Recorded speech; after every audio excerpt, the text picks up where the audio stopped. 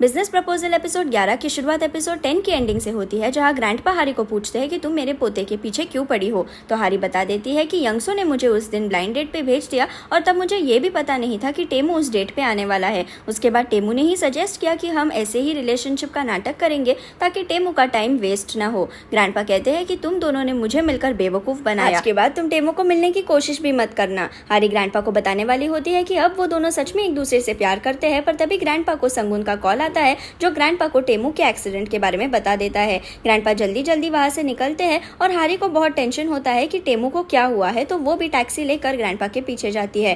Grandpa यहाँ hospital में होते हैं और हारी भी वहां पहुंच जाती है। तो ग्रैंडपा कहते हैं कि तुम्हारी वजह से टेमू का एक्सीडेंट हुआ, तुम्हें यहाँ आने की कोई जरूरत नहीं थी। तभी टेमू बाहर आता है और उसका हाथ फ्रैक्चर हुआ है। ग्रैंडपा बोलते हैं कि टेमू तुमने मुझसे झूठ क्यों बोला। टेमू ग्रैंडपा की बातों की तरफ ध्यान नहीं देता और हारी के पास जाता है और उसका हाथ पकड़ लेता है। वो ग्रैंडपा को बताता है कि मैं हारी से प्यार करता हूँ। बाद में ग्रैंडपा संगुन को डांटते हैं कि तुमने भी मुझे बेवकूफ बनाया, तुम भी इस झूठ में उनका साथ दे रहे थे ना। तो टेमू कहता है कि संगुन की इसमें कोई गलती नहीं है, ये सारी मेरी गलती है। मुझे ही हारी पहले पसंद आई और मैंने ही उससे फेक रिलेशनशिप का कॉन्ट्रैक्ट साइन करवाया, तो आप प्लीज उसे माफ कर दीजिए। ग्रैंडपा भी कन्विंस नहीं हुए होते हैं। टेमू कहता है कि अगर आप हारी को मंजूर नहीं करेंगे तो आप अपने नाती पोते के सपने भूल जाइए, क्योंकि मैं किसी और से शादी ही नहीं करूंगा।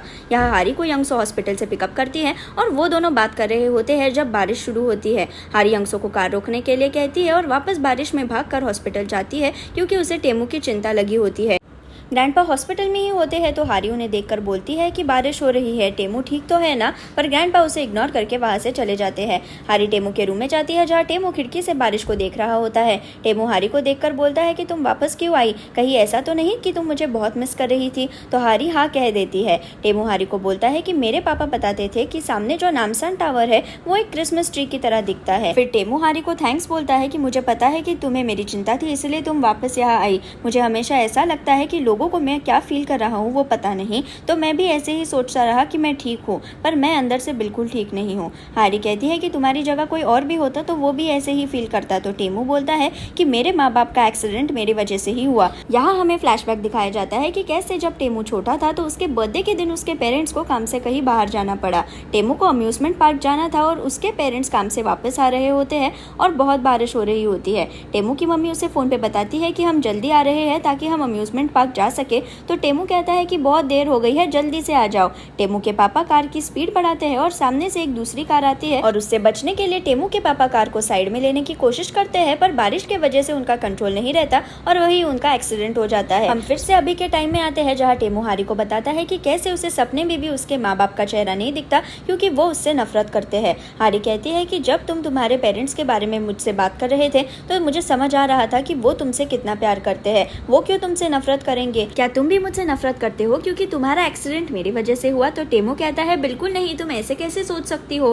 हारी टेमू को गले लगा लेती है और बोलती है कि फिर तुम्हारे पेरेंट्स तुमसे क्यों नफरत करेंगे। मुझे पता है तुम्हारे माँ बाप चाहते हैं कि तुम खुद को ब्लेम करना छोड़ दो और हमेशा खुश रहो। अगली सुबह जब हारी उठती है तो वो टेमू के साइड में ही सो रही होती है। उसे रियलाइज होता है कि वो रात भर घर नहीं गई, तो वो जल्दी जल्दी से घर जाती है। हारी अपने घर पहुंचती है और उसकी मम्मी सामने से आती है और पूछती है कि तुम इस वक्त यहाँ क्या कर रही हो, ऑफिस जा रही हो ना। हारी के पास और कोई ऑप्शन नहीं होता तो वो हाँ बोल देती है और उसे घर से बाहर जाना पड़ता है। हारी को उसका फोन नहीं मिल रहा होता है और यंगसो हारी के लिए उसके घर के बाहर रुकी होती है। हारी अपना फोन यंगसो के कार में भूल गई होती है और उसे रिटर्न करने के लिए यंगसो वहाँ आई होती है। यंगसो बोलती है कि तुम्हारे फोन में बहुत नोटिफिकेशन आ रहे थे, इसलिए मैंने चेक किया कि क्या हुआ। जाओ तुम तुम्हारे और मिनू के वीडियो के नीचे के कमेंट्स पढ़ो। हारी को समझ नहीं आता कि यंगसो एग्जैक्टली बताना क्या चाहती है, पर वो वीडियो के नीचे कमेंट्स पढ़ती है जिसमें लोगों ने लिखा होता है कि शेफ और हारी को डेट करना चाहिए। और उन कमेंट्स के नीचे यूरा ने कमेंट की होती है कि शिन हारी मेरे बॉयफ्रेंड को 7 साल से लाइक करती है और वो अब गो फूड कंपनी के प्रेसिडेंट के साथ रिलेशनशिप में है। हारी इस प्रोजेक्ट से मिनू के करीब आने की कोशिश कर रही है। वो दोनों लड़कों के बीच आगे पीछे करती है और कमेंट्स में यूरा ने हारी और टेमू की साथ में फोटो भी अपलोड की होती है। यहाँ ग्रैंडपा भी कमेंट्स पढ़ रहे होते हैं कि कैसे हारी प्रेसिडेंट और शेफ के साथ घूम रही है। हारी के ऑफिस में बाकी के डिपार्टमेंट के लोग भी आकर पूछते हैं कि क्या प्रेसिडेंट और हारी की न्यूज़ सच है, क्या आपको पता था वो डेट कर रहे हैं। केविन कहता है कि हमें अगर पता होता तो हम ऐसे शॉक में क्यों बैठे रहते। तभी वहाँ हारी आती है और वीजू उस पर चिल्लाती है कि तुम इतनी देर से ऑफिस क्यों आ रही हो, मैंने तुम्हें कितनी बार फोन किया। हारी सॉरी कहती है और बाकी डिपार्टमेंट के लोग वहाँ से चले जाते हैं। वीजू बताती है कि कंपनी हमारा प्रोजेक्ट बंद करना चाहती है और हमें दूसरे डिपार्टमेंट के लोगों को मदद करने बोल रही है। केविन कहता है कि इस बार भी मेरा प्रमोशन गया और हेजी कहती है कि हमने सारी मेहनत की पर प्राइज उन्हें मिलेगा। हारी को बहुत बुरा लगता है देखकर कि उसके वजह से बाकी लोगों का जॉब भी खतरे में है। लंच के वक्त हारी कैफेटेरिया में अकेली छुपकर बैठी होती है। वो दूर से केविन, वीजू और हेजी को देखती है जो उसके बारे में ही बात कर रहे होते हैं कि कैसे हारी के वजह से हमारा काम मुश्किल हो गया। केविन, वीजू और हेजी के साइड में कंपनी के बाकी के लोग बैठे होते हैं जो बात करते हैं कि कैसे प्रेसिडेंट हारी को डेट कर रहा है, इसलिए हारी को अवार्ड मिला और कैसे हारी सुंदर भी नहीं है। केविन उनके पास जाता है और कहता है हारी हमेशा अपना काम अच्छे से करती है और इसलिए उसे अवार्ड मिला, और सच बताओ तो हारी तुमसे बहुत ज्यादा सुंदर है। ये सारी बातें सुनकर स्टाफ वहाँ से चले जाते हैं और हारी ये देखकर रोने लगती है। वो भागकर वीजू, केविन और हेजी के पास जाती है और उन्हें गले लगा लेती है। यंगसो हारी के पेरेंट्स के रेस्टोरेंट में जाती है देखने की क्या उन्हें मिनू, हारी और टेमू के सीन के बारे में पता है या नहीं। और रेस्टोरेंट में कुछ लोग बात कर रहे होते हैं कि गो फूड कंपनी का प्रेसिडेंट किसी एम्प्लॉय को डेट कर रहा है। वो लोग आपस में बात करते हैं कि इस रेस्टोरेंट के ओनर की बेटी गो फूड में काम करती है, चलो उन्हें ही पूछते हैं। पर यंगसो उन्हें डिस्ट्रैक्ट करने के लिए कहती है कि आज रेस्टोरेंट में सबका बिल मैं भर दूंगी। बाद में हारी और यंगसो मिलते हैं और यंगसो कहती है कि तुम लकी हो कि तुम्हें मेरी जैसी फ्रेंड मिली।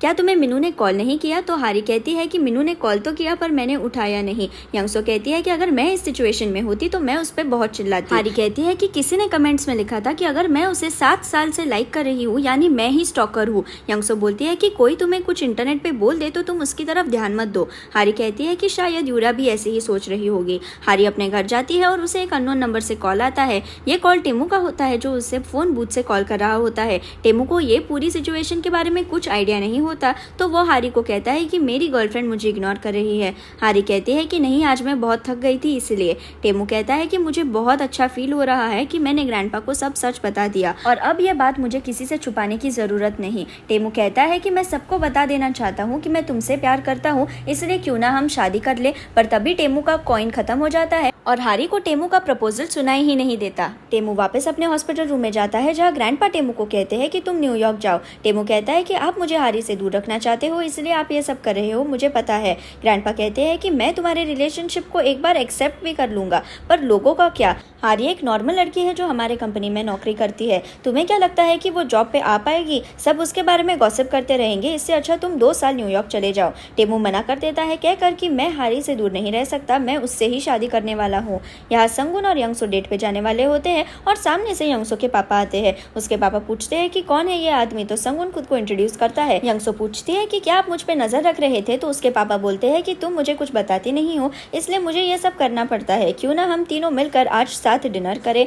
यहाँ हारी लैब में काम कर रही होती है जब उसे एक आदमी बुलाने आता है कहकर कि चेयरमैन कांग आपसे मिलना चाहते हैं। हारी उनसे मिलने जाती है तो चेयरमैन कहते हैं कि तुम हमारे दूसरे ऑफिस में शिफ्ट हो जाओ। हारी कहती है कि वहाँ रिसर्च के लिए कुछ काम नहीं है, मैं क्या करूँ वहाँ जाके। तो चेयरमैन कहते हैं कि अगर ये नहीं करना चाहती तो जॉब छोड़ दो। यहाँ हॉस्पिटल में कुछ नर्सेस बात कर रही होती है कि कैसे हारी शेफ और प्रेसिडेंट दोनों को पटा रही है और टेमू ये बात सुन लेता है। वो संगुन को जाके पूछता है कि क्या है ये सब, तुमने मुझे बताया क्यों नहीं? हारी अकेले कितना सहन कर रही होगी। और टेमू हाथ से बैंडेज निकालकर ऑफिस जाता है। वो हारी के डिपार्टमेंट में जाता है और वीजू से बताती है कि हारी चेयरमैन के साथ बात कर रही है। टेमू ग्रैंडपा के ऑफिस में जाकर पूछता है कि आपने हारी से क्या बात की, तो ग्रैंडपा कहते हैं कि मैंने उसे जॉब छोड़ने के लिए कह दिया। टेमू गुस्सा होता है कि आप उसे ऐसे कैसे नौकरी से निकाल सकते हैं, उसने हमारी कंपनी के लिए बहुत कुछ किया है। ग्रैंडपा कहते हैं कि कल अगर हमारे कंपनी के बोर्ड ने तुम्हें इस प्रॉब्लम की वजह से रिजाइन करने कहा तो तुम क्या करोगे? तो टेमू कहता है कि मैं पूरी जिम्मेदारी लेकर रिजाइन कर दूंगा। यहाँ हारी के मम्मी पापा के रेस्टोरेंट में लास्ट एपिसोड वाली हाइकिंग करने वाली आंटीज आती है और कहती है कि हम पिछली बार जब रेस्टोरेंट आए थे तो एक बहुत यंग और हैंडसम लड़का यहाँ था। हारी के मम्मी को लगता है कि ये बात हारी के पापा के बारे में ही है तो वो उन्हें बाहर बुलाती है, पर आंटी कहती है कि ये नहीं। उसी वक्त टेमू हारी को ढूंढते ढूंढते रेस्टोरेंट में आता है और आंटीज कहती है कि यही है वो। हारी के मम्मी पापा को अभी भी यही लगता है कि टेमू केविन है तो वो उन आंटीज को बताते हैं कि ये हमारी बेटी के साथ काम करता है। टेमू पूछता है कि हारी कहाँ है, तो उसके पेरेंट्स कहते हैं कि वो तो ऑफिस गई है। पीछे से हामिन आता है तो टेमू उसे पकड़ कर बाहर लेके जाता है और हारी के मम्मी पापा को कहता है कि सासू माँ ससुर जी मैं अगली बार खुद को ठीक से इंट्रोड्यूस करूंगा। हारी के पेरेंट्स ये सुनकर बहुत कंफ्यूज होते हैं और टेमू यहाँ हामिन को सब कुछ बता देता है। हामिन भी हारी को कॉल कर रहा होता है है पर हारी फोन नहीं उठाती। टेमू हामिन से उसका फोन मांगता है क्योंकि उसके पास फोन नहीं है। तो हामिन कहता है क्यों नहीं जीजा जी। हारी की मम्मी आकर पूछती है कि कौन जीजा जी, और टेमू के ऊपर चिल्लाती है कि तुम 40 साल के हो, जरा शर्म करो, इतनी बड़ी उम्र होकर तुम मेरी बेटी से शादी करोगे। और वो टेमू को मारना स्टार्ट करती है। हामिन मम्मी को पकड़ लेता है और टेमू वहां से भाग जाता है। हामिन फिर अपनी मम्मी को बताता है कि वो केविन नहीं, कांग टेमू है, गो फूड कंपनी का प्रेसिडेंट, और वो हारी का बॉयफ्रेंड है। तुम्हारी बेटी एक अमीर आदमी को डेट कर रही है। ये बात सुनकर हारी की मम्मी शांत हो जाती है। यहाँ हारी ऑफिस से निकलने के बाद ऐसे ही इधर उधर भटक रही होती है। असल में जब ग्रैंडपा ने हारी को जॉब छोड़ने के लिए कहा होता है तो हारी साफ मना कर देती है, कहकर कि मैंने इस कंपनी के टॉप 5 प्रोडक्ट्स बनाए हैं, मेरे सारे प्रोजेक्ट हिट हुए और मुझे अवार्ड भी मिला, ये जॉब मैं नहीं छोड़ सकती, अगर प्यार करना एक गुनाह है तो मैं गुनहगार हूँ। और ये बात करके हारी ऑफिस से निकलती है। हारी बाद में सोचती है कि वो लास्ट सेंटेंस उसने क्यों बोला। यहाँ संगुन और यंगसो बात करते हैं और यंगसो कहती है कि तुम्हें अगर डिनर पे नहीं जाना तो बोल दो, मेरे पापा का मूड बहुत जल्दी बदलता है। संगुन कहता है कि एक ना एक दिन हमें इससे जाना ही होगा, तो चलो। तीनों साथ में मिलकर डिनर करते हैं और यंगसो के पापा संगुन को कहते हैं कि तुम्हारे माँ बाप नहीं है और तुम चेयरमैन कांग के नीचे काम करते हो, क्या तुम कभी भी गो फूड कंपनी छोड़कर दूसरी कंपनी में नहीं जा सकते। यंगसो कहती है कि पापा प्लीज ये सब बातें मत करो। तो उसके पापा बोलते हैं कि क्यों ना बोलूं, जो आदमी मेरा दामाद बन सकता है उसकी पूछताछ मैं क्यों ना करूं,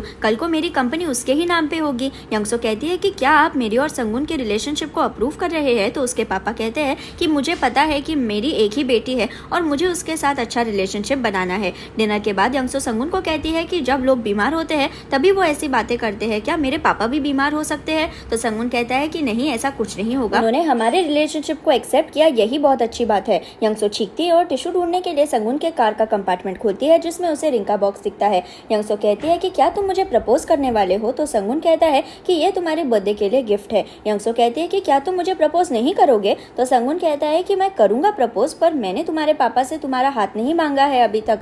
यंगसो कहती है कि मैं तुमसे शादी करना चाहती हूँ। तो संगुन कार रोक लेता है और बाहर आता है और यंगसो कहती है कि क्यों तुम मुझसे शादी नहीं करना चाहते। तो संगुन नीचे बैठकर यंगसो को शादी के लिए प्रपोज करता है। यहाँ हारी चलते चलते नामसान टावर पहुंचती है और उसका फोन चेक करने पर उसे हामिन के मिस कॉल्स दिखते हैं। वो वॉइसमेल सुनती है जिसमें टेमू बोलता है कि हारी तुम कहाँ हो, तुम मेरे कॉल्स क्यों नहीं उठा रही हो, क्या तुम मुझ पे गुस्सा हो, प्लीज मुझे कॉल करो।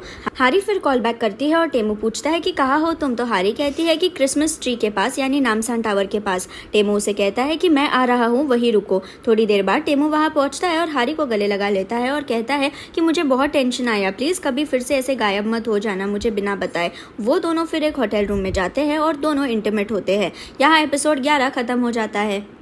अगर आपको मेरा वीडियो पसंद आया तो उसे लाइक ज़रूर कीजिए और मेरे चैनल को सब्सक्राइब करना ना भूलें। Thank you.